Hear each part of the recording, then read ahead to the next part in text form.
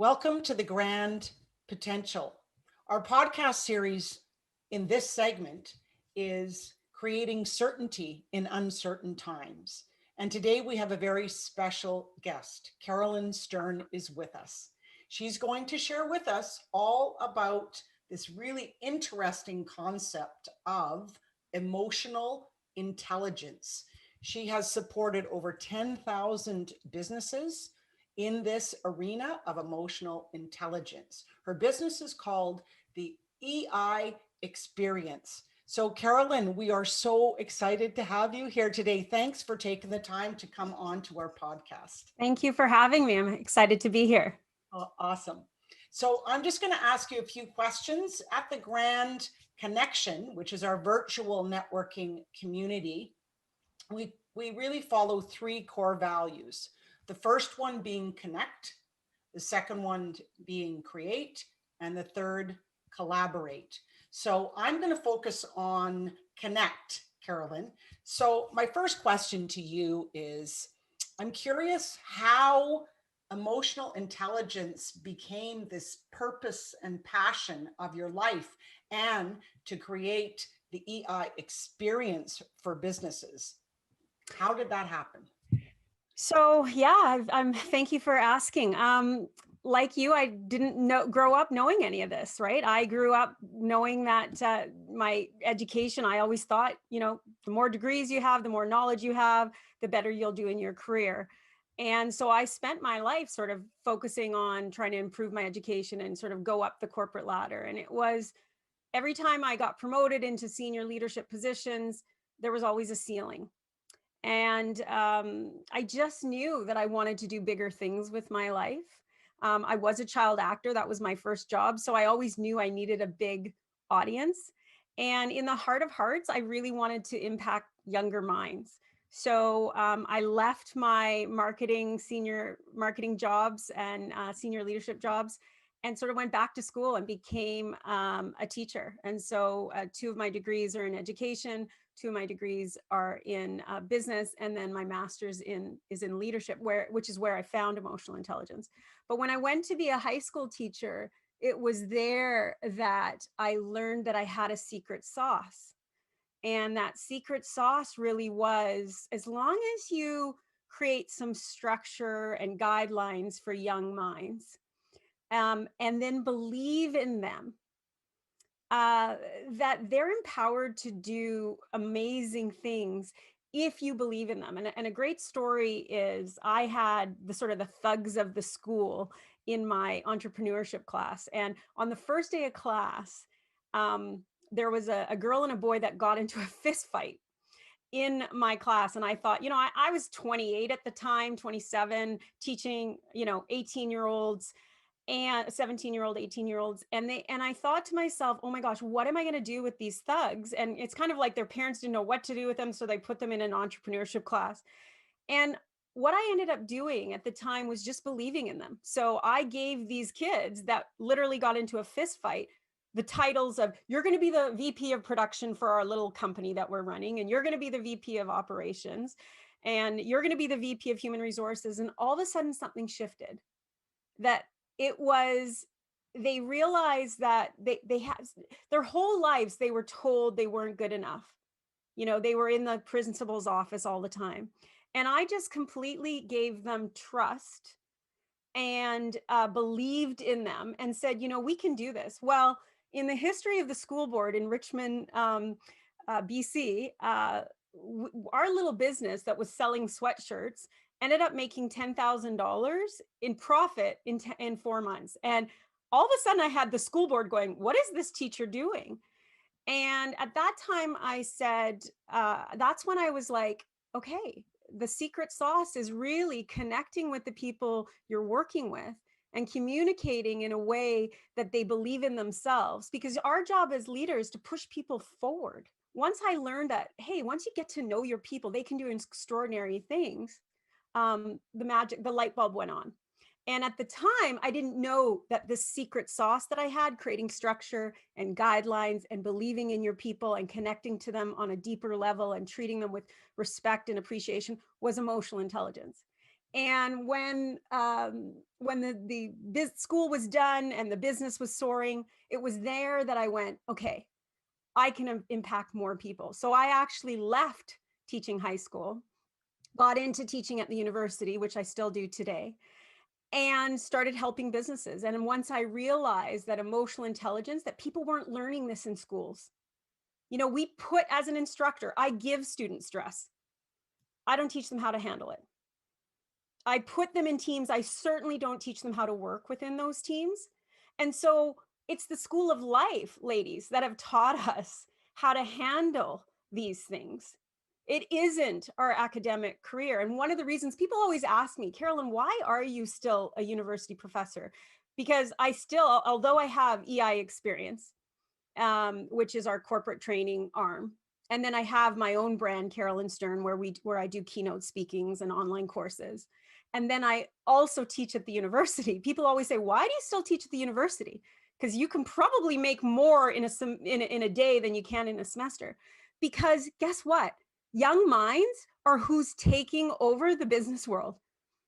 I understand how the Gen Zs are. I understand how millennials are. I understand how my own generation, Gen X's, and the baby boomers. And so if you understand that you've got to communicate to them in a different way, that, you know, it doesn't mean, just because they're different doesn't mean they're wrong. And if you're looking at the lens into which other people see the world and can kind of put yourself in their shoes, it goes back to the empathy piece. Put yourself back in their shoes. Because one of the wonderful quotes that someone once told me, and I love this saying, you are not the standard to which everything is judged. And I love that, because we think, oh, well, I wouldn't do it this way, so it's wrong. But what if you're wrong? What if your reality isn't real? And so my challenge, my gift, once I realized that we're not teaching this in schools, because my degree is, I have a degree in primary education. I taught high school for 5 years. I've been teaching university for over 22 years. We're not teaching these young people. So then when they show up on the job, we expect them to know how to behave. We expect them to know how to have initiative. We expect them to know how to think critically. Above when they're emotional. And let's call a spade a spade. This year has been extremely emotional, probably one of the biggest disruptions in all of our lives. No one's actually taught us how to deal with this. And so if we don't actually teach this skill, being more intelligent about your emotions, then your emotions run you. And that is why, ladies, mental health is at an all-time high. Right? That and productivity is being affected. Our engagement is an all-time low, since Gallup has been testing our engagement since the early 2000s. So we've got to do something about this. And the only way you can do that is connect at the heart. So when I think back to that high school group, those thugs in my classroom, they taught me that if I believed in my people and gave them some structure and guidelines and stepped out of their way and let them do their genius, magic could happen. This is so critical, and it isn't being taught in schools. And the young people absolutely are hungry to learn too. And, you know, this is really not just for business. It's for younger people. It's for parents. It's for all of us in our roles of leadership within our lives. And I love that you tapped into what this was in that moment and said that these students taught you. Absolutely. Right. And that's why I still teach, Carolyn, because people, like I say, people always say, why do you spend so much time with young people? They teach me. And I think all of us leaders need to hang out with more young people more often. Mr. Rogers was a great example of that. He listened to kids. Kids have powerful things to teach us. But if we wear the hat that I know better, Gen Z, are lower in independence, lower in problem solving, and lower in stress management.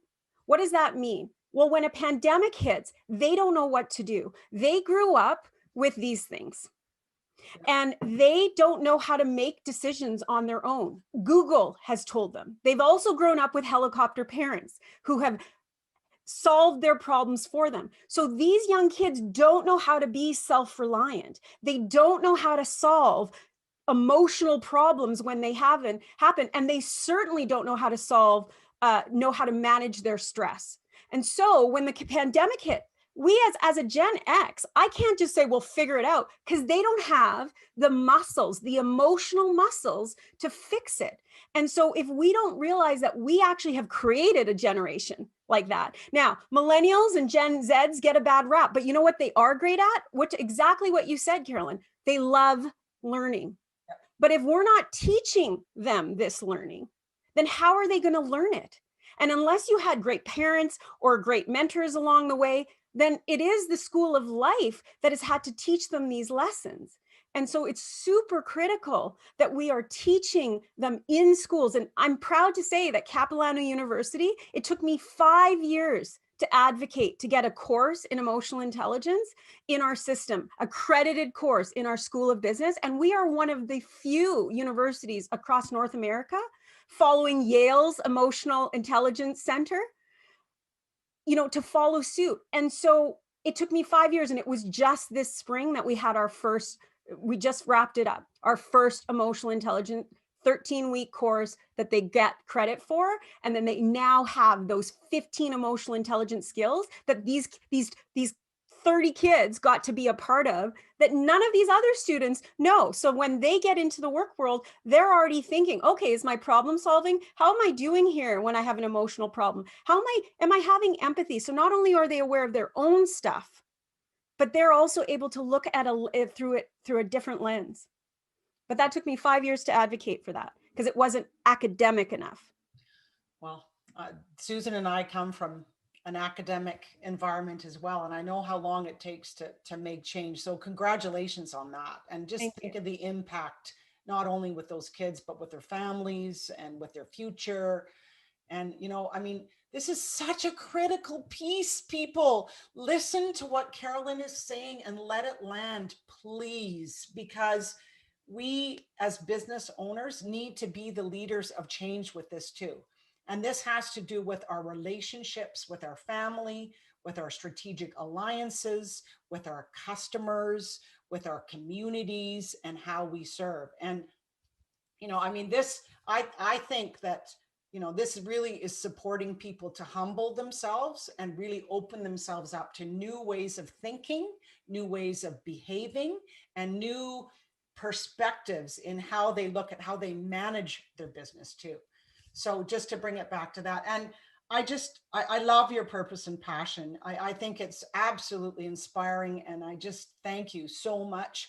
And I'm going to pass it over to Susan now, who's going to look after the next element, value of the Grand Connection, our virtual networking community, and which is create. And I'm really curious about these 15 emotional skills.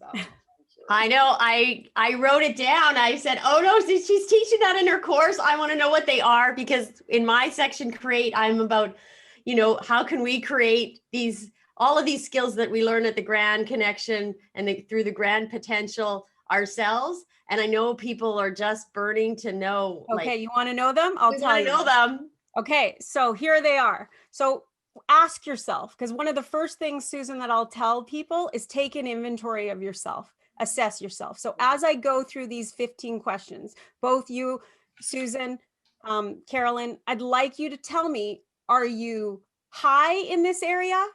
Is this a healthy high? Are you low in this area? Or are you kind of in the middle? And then the challenge is some of us are too high in something, which I call the dark side. So the dark side is, let's use an example. The dark side is when you have too much self-regard, which is one of the competencies. You can be a narcissist. You can have an inability to admit mistakes. And we know a lot of people in politics right now that have that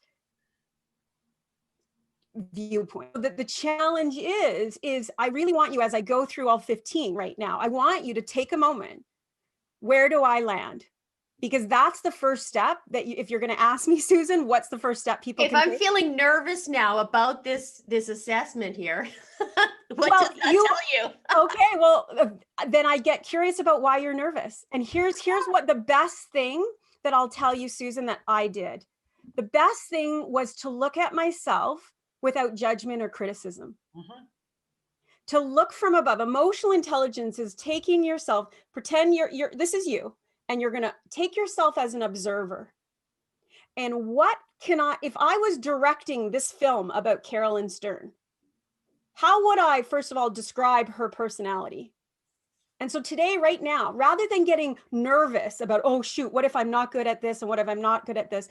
Do it as this is a baseline of where I am today. That doesn't, unlike your IQ, which peaks at 18, your EQ rises as you get older. And let me tell you, I take an EQ assessment every year, and it is my theme for the year. So this last year, and I'll be honest with you, as much people always say, you're an expert in this, I struggle with this too. I don't think we ever master any of this. I think we spend a lifetime trying to get better. So I think why people relate to me so much is I'm sitting here just with the three of you, just as a work in progress, just like you are. All I do is every day is I focus on this stuff to improve myself every day. And so when the COVID hit, I took the assessment. I wanted to know, how am I doing at this moment in time? When my dad died, in 2019, I did the assessment. How am I doing? All emotional and emotional intelligence test or assessment tells you is how is your emotional makeup at this moment in time? It doesn't define who you are. So what I want you to do is, Susan, first of all, I want you to breathe. Right? And second of all, what I want you to do is really just go, okay, if I were to sort of be that observer of myself, how would I assess myself today?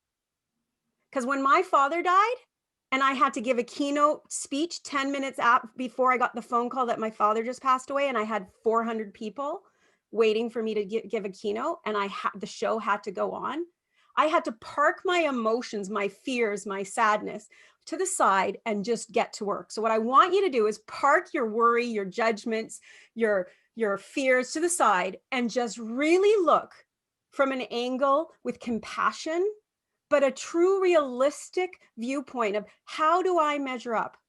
And I'll be the first, and I'm happy to share with your audience where I measure up, and I'll tell you where I'm high and where I'm low on and what I struggle on, so that you feel safe, that it's okay. You can still be an expert in a field and still also be a student. And so, okay, I'm ready. Are you ready, Carolyn? I absolutely love this. I'm dancing in my. I know she's dancing. If you all right, let's go. The videos. Number one, do you have high, medium, low, or on the dark side self-regard? Now, what self-regard is do you like who you are, warts and all? This is someone who takes their own needs into consideration. So for me, ladies, just so you know and feel safe, I'm low in this. People always are shocked by that, but I have always been someone who's very self-conscious about my looks and my appearance. And as much as I'm intelligent and I have faith in my capabilities, it's my physical appearance that draws my insecurities down. So I'm low in this. Carolyn, would you be willing to share with your audience where you would? Absolutely willing.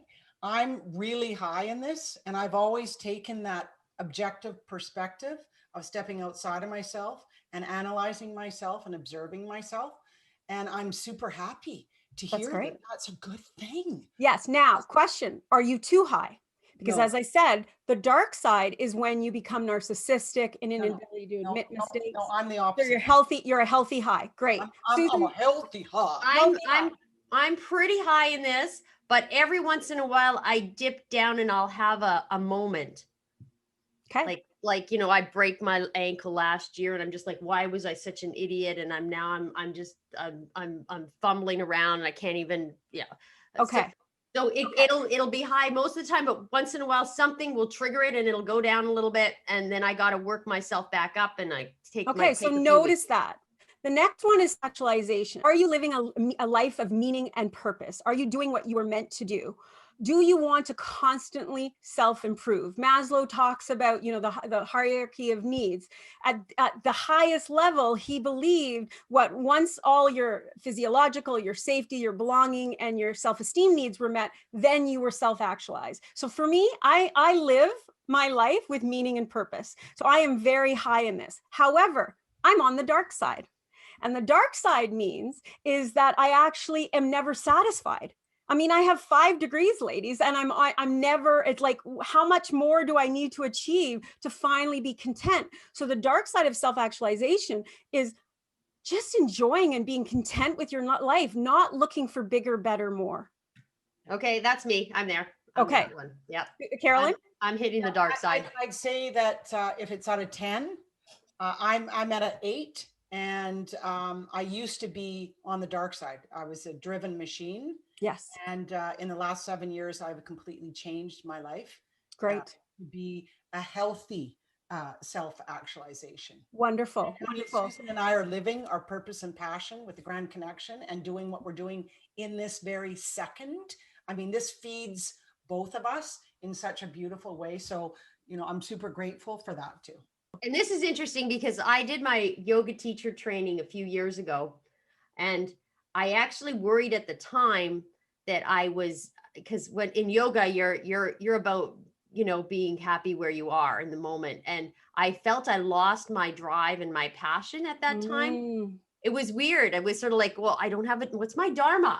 We did the Gita, right? And I didn't have a Dharma. And I felt in this place, I was just content to meditate for hours. Of course, now when I see that we're channeling the energy, because we've got this new passion with the Grand Connection, I have so much more energy now. Wonderful. Well, I mean, an energy, come back in. Remember, energy is a big part of it, right? One of the courses we teach is emotional resiliency, right? And there are 3 parts to it. It's the mindset, right? That growth mindset. Can you, handle setbacks, right? And still think you can grow and learn? And do you love feedback? It's also the emotional piece, right? Are you using your emotions as data?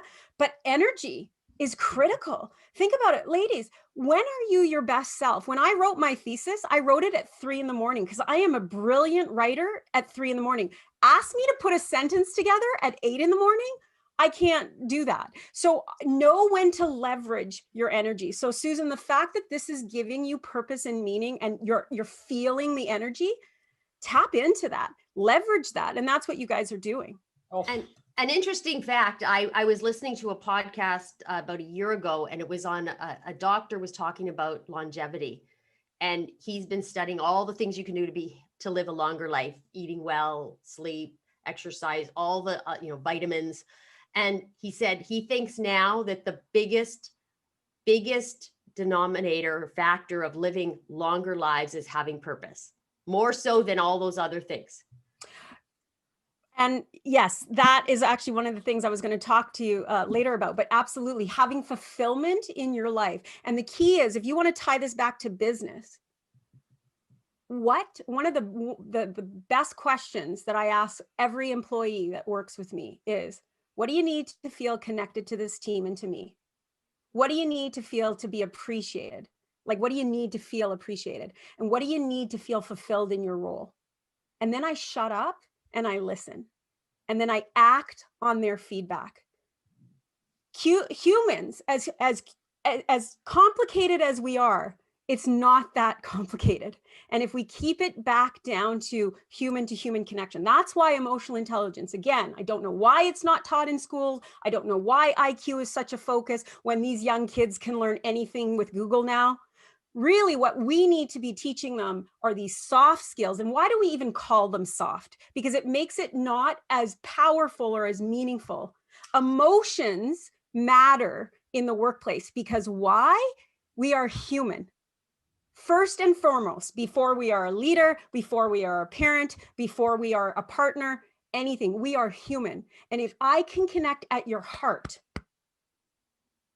that's how that's what I did with the thugs of that school. I connected at their heart. I believed in them. And do you know, one of those students failing classes, and by the end of that semester, she ended up being not only in my class, but in other people's classes because I believed in her and I gave her purpose and meaning, which is exactly what you're saying. Now, we're never going to get through these 15 if I don't go through them. We were not going to get through. All right. So I've got so many questions popping in my head too. Number 3. Well, you'll just have to follow us on social media and read our newsletters. Number 3, emotional self-awareness. Now, if you have good emotional self-awareness, this means you are aware of your emotions and your triggers. Yep. So I'll tell you, ladies, I'm on the dark side here. I've done so much therapy my whole life. I psychoanalyze everything. And so what the challenge is, I sometimes focus on insignificant details. A healthy level of emotional self-awareness is someone that is aware of their triggers and emotions, but doesn't let them take over. Now, someone who is very low on emotional self-awareness, because my guess is you and your listeners are probably out there going, I wonder what my husband is in each of these things. So you're probably figuring out who your partner or your kids are. Someone who's low in emotional self-awareness has no understanding. And so they might be the person in the room that it has no connection to how they're feeling. So I have a question for both of you. Carolyn, in this moment, name a one-word feeling of how you're feeling in this moment. Inspired. Susan? I'm excited. Okay. The fact that you could think of it so quickly tells me your emotional self-awareness is probably on the high end. And I even could tell what chakra I'm feeling it in.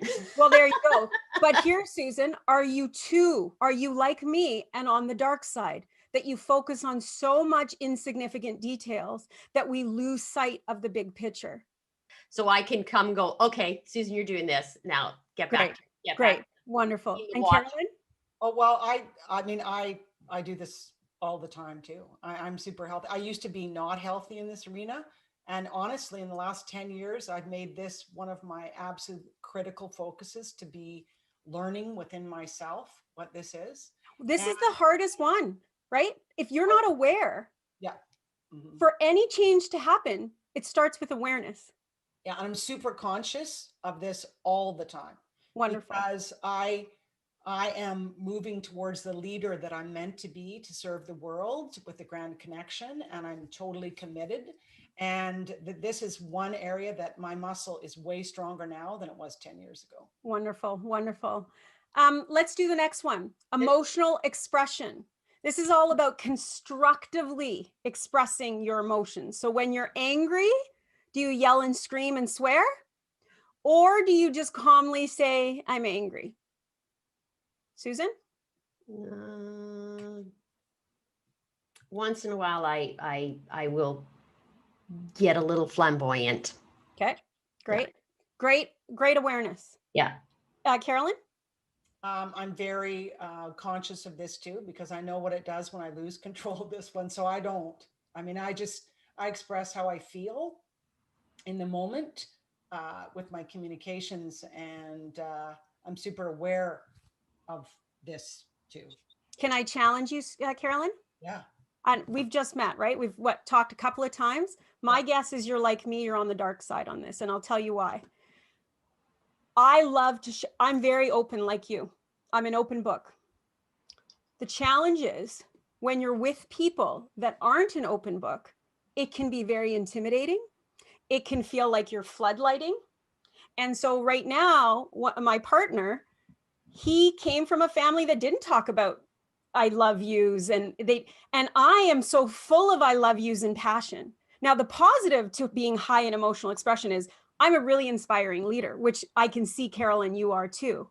Yeah. But the challenge is when you're too expressive. Well, that's what I'm looking at right now, to be really honest with you. I just had a conversation with my daughter yesterday. She goes, Mom, you got to stop oversharing. Yeah. So that's what it's a sign. So what I've been doing in the last month or so is really just pulling myself back a little bit and observing myself, yes, again, and seeing what the result is there. So I'm actually dialing back in the expression. Great, wonderful. But the fact that you're now aware of that, so that oversharing is what I'm talking about with the dark side. Oh, okay. The next one, assertiveness.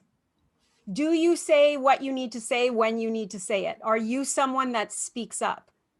I am definitely high in this area. It's one of my strengths, but I have to also keep in mind, I can't be too forthright because that can create intimidation, that can have hurt feelings. And so if you are really assertive but have low empathy, that's not a great combination, right? Because you're always saying your feelings and beliefs, but you don't necessarily keep the other person in mind. So Susan, where do you rank in assertiveness?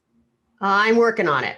Okay. This has been a life challenge of setting boundaries and speaking my truth for people. Yes. Yeah, I've been a yes person a lot of my life. So this is Wonderful. Wonderful. Wonderful. So the fact that you're working on this is fabulous, right? That you know that maybe sometimes you don't speak your truth, and that's critical. And you know what, Susan, to answer your question of what is emotional intelligence, if I took out all the academia from it and just told you what I think it is, it's speaking your truth respectfully and professionally. That's it. And so if we could all like, and in the corporate world, we get scared. We can't share our truth because hierarchy, I'm not in a position to tell my boss, or I am the boss and people treat me different. If we just got rid of the hierarchy and just spoke our truth, a lot of times I work with organizations as just a facilitator that comes in and just asks people to be honest and facilitate the conversation and create space for psychological safety, that people can speak their truth without judgment, without criticism, without fear. That's all my job is. And so if you ask me, what is emotional intelligence to me? It's speaking your truth respectfully and professionally, period. My goodness. In terms of assertiveness, be mindful, Carolyn, or sorry, Susan, when you said to us that you are just realizing this is an area that you do need to speak up. So how have you been pushing yourself to speak up? Well, this comes a lot with clients and expectations. So I am trying to get, because we've worked on systems in the last while through the Grand Connection as well as one of our themes is I'm, for example, I'm, improving my onboarding experience with my clients and getting the expectations in writing so that I know what I need to discuss and when I'm having calls with them. Because what ends up happening often is, I do web projects and they go over scope, and then there's these conversations I have to have that are very difficult for me, that's saying, you know what, this has gone over what we talked about. Great. Oh, outside of scope. So it's outside of scope. And, I can feel it right now. I'm feeling the anxiety even thinking about it, because it's a hard conversation. Because as I've been an entrepreneur for 30 years, I know what budgets are, and things go over budget. And it's so hard when this conversation comes up and somebody says to you, this is more than what we thought. Right. But letting them know ahead of time is kind. And Brene Brown talks about clear is kind. Unclear is unkind. So if you're someone who has a lot of empathy, realizing that if I don't speak up, I'm not being kind, might motivate you to do it more. Well, and this is where the little cycle comes, is because if I let it go too long, then that's where I kind of lose it. And I'm mad at I'm upset because I feel, 100%. they've taken advantage of me, but really it's been my communication throughout the process You lied there. You lied there and let it happen. And I let it happen. I let it happen. I let a lot of things happen in my life that, I think back and go, I've learned from this. Yeah. So Susan, one of the things we just put out yesterday in our newsletter is a free resource. I highly recommend you download it, on setting boundaries. Not only do we suggest what to say, but we also do some do's and don'ts, and then give you some practice on how to set some boundaries with your clients. So that would be great. Carolyn, where are you in this realm in assertiveness? I've been preaching and teach and tell your truth my whole life. And, when I go into consulting or training or coaching, this is what I get people to do. I mean, wonderful. I believe in them, same as you. Like, we're like soul sisters. Same name, same sister. Wow, your name's spelled the same as mine too. I love this. I do this in business so much and in friendship, but the really, really hard stuff to talk about and sharing my truth, I tend to hold it close to my chest. Great awareness. Some homework for you would be, what am I so afraid of to share only parts of me? And I can relate to that very much so, right? Because I am an open book, but the wobbly bits, the shadow pieces, I might not show the world. And so why is that, right? Okay, the next one, which is my Achilles heel, independence. And so independence, people are always surprised that this is my lowest competency, because I run my own company. I'm not married. I'm financially independent. I've created my own lifestyle. However, I am emotionally dependent. I had a helicopter mother, love her, still with me today, but really did everything for me. which is a lot of these Gen Zs and millennial parents are like that too. But the challenge is you create a culture of dependence. I couldn't make decisions on my own. So now as a 50-year-old woman, I question my judgments. I care too much, Susan and Carolyn, that you like me. And because I struggle with self-regard, that's a double whammy. Because not only do I have low self-regard, but now I care. Your opinion of me affects how I feel about myself. And so as a public figure, I've had to learn very hard as a teacher, right? Kids can write really mean things on rateyourprofessor.com about you. And how do you're not going to be everyone's cup of tea, right? My purpose in life is to push people, whether that's my students, my clients, from their comfort zone into their learning zone. And I have to do that in a way that doesn't push them into panic. And so the key is everyone's panic zone is different. So Susan and Carolyn, I could give you the same exercise, and Susan, that could put you in complete panic and create a negative experience for you. Whereas Carolyn, it might be like, yeah, no big deal. And so every person, this is why as an employer, you need to know how do people learn? What's their best way of learning? People forget as leaders, we're teachers. We're not, and again, we're not teaching people how to teach. And how to teach is not only to advocate your position, it's to inquire and ask a lot more questions. And so I'm going to ask you, independence, where do you land? Are you like me, that you care too much about what people think and you need reassurance? Or are you too independent, which means you do everything on your own, don't ask for help. And the dark side of that is actually people in relationship with you don't feel needed, wanted, or trusted. Where do you land? I'm high with a slight bit on the dark side, because I've been working on this one too, to be honest, into just asking for help and asking for support. I tend to do it in my business more than I do personally. So this is interesting. How I manage my business is different than my personal life. I know it. So here's the question. Here's the thing that I tell my partner, because he's very independent. I tell him, I know you know how to make the bed, but ask me, because I want to feel needed. So let's make the bed together, right? So a good way for you, Carolyn, is ask your children, your husband to help you. Well, I have been. My mom just passed away a month ago. So like when you talk about your dad passing away, it was like, wow. And I really have navigated my emotions in a really healthy way. And I had to ask because, I had to present at our event, and that was my goal. So, and I really did ask more, and I could feel the energy of them feeling needed, which is wonderful. Right. Wonderful. Susan? I think I'm divorced now. So I went through a big shift at that process, which was about 15 years ago, to gain that independence. I'm pretty good on it.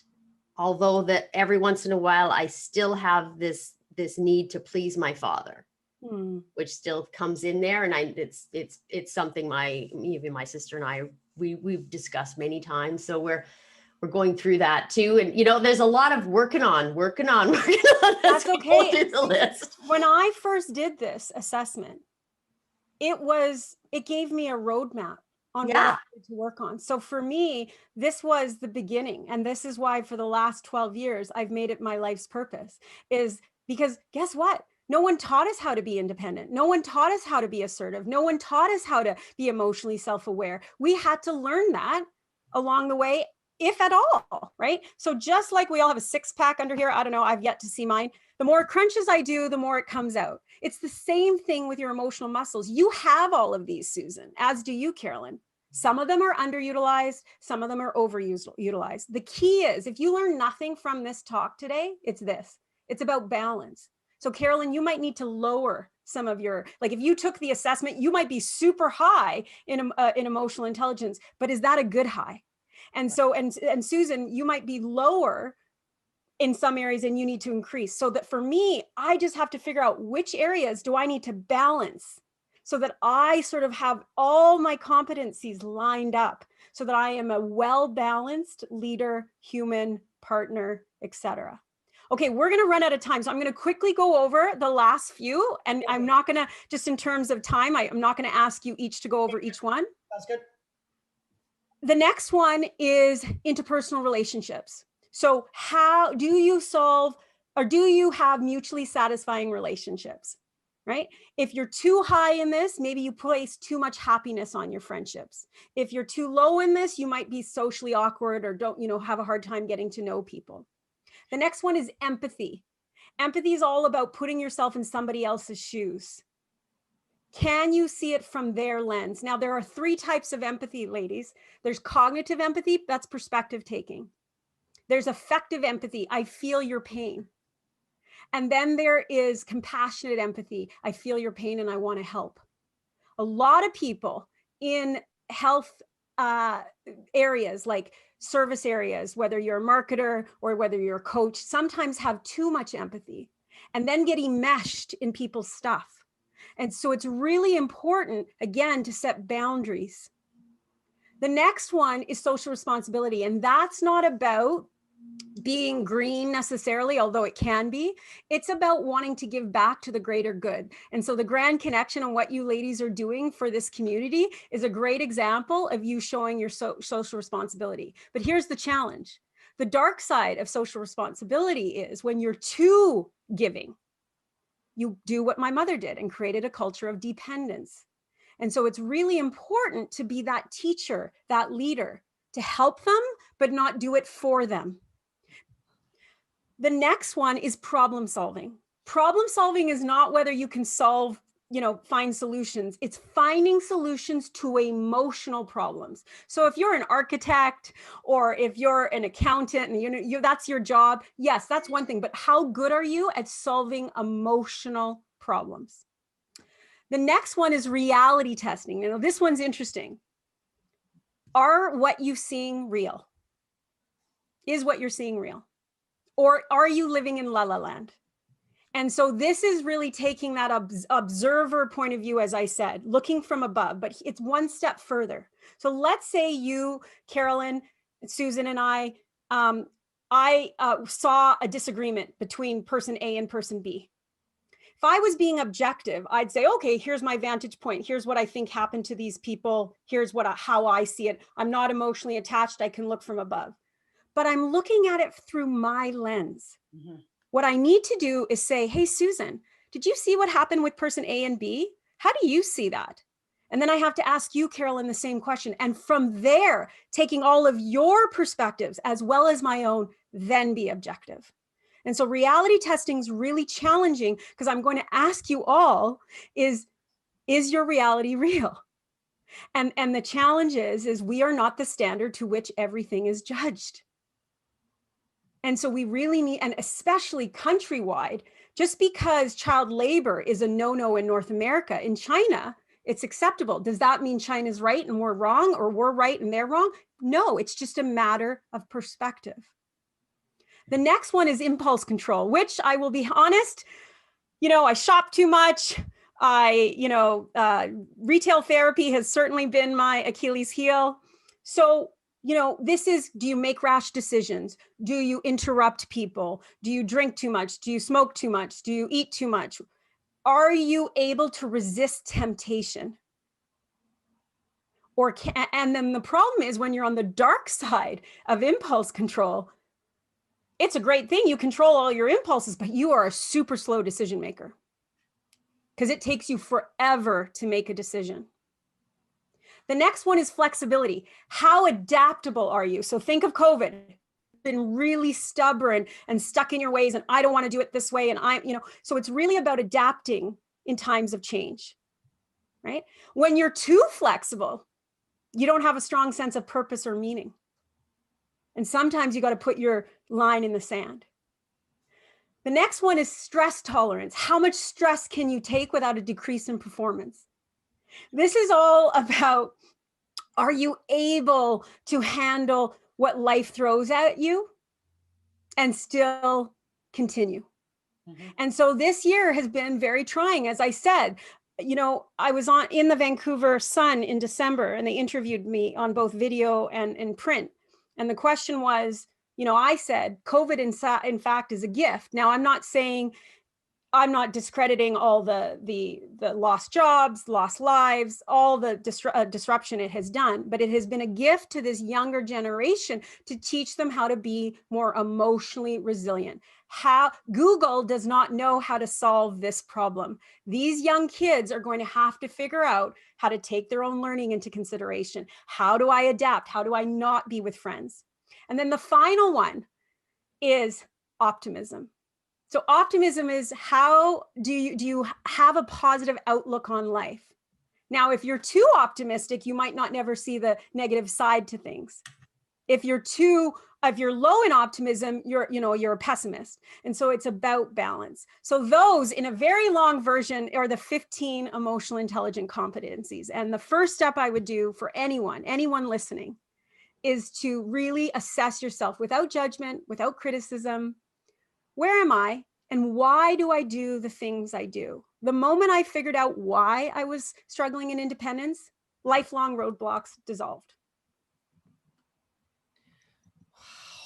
Awareness is that first step. Absolutely. Absolutely. No, this is a great starting place for everybody. Like, yeah, so I'm going to rewrite out this thing and listen to this and write them out and go through it again. And I would suggest going through it like at different times of your life, because as you said, it changes, and absolutely, it's a way to just tell. I remember doing some stuff with a coach where, you put all your goals on a grid, and you just, the more ways you can see and understand where you're at, the more you can grow from it. And absolutely. You got to take an inventory and assess yourself first, and then discover why you do what you do. Wow. I am so thrilled with what you're presenting, and I knew it was going to be good, and it's far grander, because everything's grand here at the Grand Connection, the Grand Potential. And I just really want to thank you for your contributions. I mean, our third word is collaborate, but that's what we're doing right now, people. We're collaborating with Carolyn and her experience. We're collaborating in these concepts and ideas. You provided so much information that we can percolate into our own individual roles as leaders. I truly do believe that this is the superpower of your leadership skills. And I want to let you know what I really appreciate about you, Carolyn, is your ability to be so in the moment and real and genuine and authentic with all this. And I learn best from people that are just living it and learning it. And you are definitely doing that with your vulnerability, with your honesty. And I appreciate that so much. We need to debunk the myths that emotions are weakness. Yeah. To me, my whole life, I got a bad rap. I was the emotional one in the family. But guess what? It is my superpower. Yeah. And emotions bring you experience. They bring you innovation. They have lots of powers. The challenge is we don't tend to them in the workplace because we don't know how. The answer is become intelligent about your emotions. And that is what we teach. Wow, that is so powerful. And, I've always been called out my whole, 62 years that I'm too emotional. And, as I've gotten older, you said that earlier, but you really get stronger and understand yourself. And this is really about knowing who you are as a leader in your business. I mean, that's what it is. So we all have muscles that we need to build here at any age, whether you're starting out your business, whether you've been running it for 20 years or 30 years.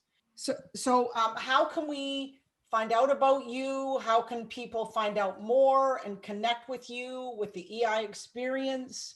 Let us know what that is. Okay, so the company is called EI Experience, not the EI Experience, but EI Experience, eiexperience.com. Or at carolynstern.com. You can find me on my social channels, which are at Carolyn Stern, or our corporate training company, which is at EI Experience. We have 2 YouTube channels, Carolyn Talks and EI Experience. So you can go onto YouTube. And the most popular way for people to stay connected to us is to connect with us through our newsletter. So every month we send out 2 newsletters, one from Carolyn Stern, one from EI Experience. And not only do they give you links to our blogs, and we do golden nuggets every week, inspirational quotes, We have interviews, but they give you free resources, access to resources that nobody else in our network has. And these are resources, just like I shared with Susan, setting boundaries. I would suggest you sign up for our newsletter after this call and download our free resource. I already have. Perfect. Wonderful. And hopefully you'll put that in the bio so people can know how to connect with us. And then the other option is we have a whole bunch of series of online courses. We have 8 online courses, so that if people want to start their journey and they want it more, you two ladies have been very brave today to sort of put it out there and share where you measure up with the whole world. That's hard. So first of all, bravo to both of you and for your courage. And by the way, vulnerability is courage, not weakness, right? And if you go to courses.carolynstern.com, you can get our online courses, but it's a really great way for you to learn where you our land, and we have exercises and resources, but to do it in your own house at your own place without anyone knowing. It's very self-directed. So that would be another great way to start. Wow. Excellent. Thank you. And we just really appreciate you taking the time with us today and sharing with our podcast, The Grand Potential, and all our listeners. Wonderful. Thank you so much.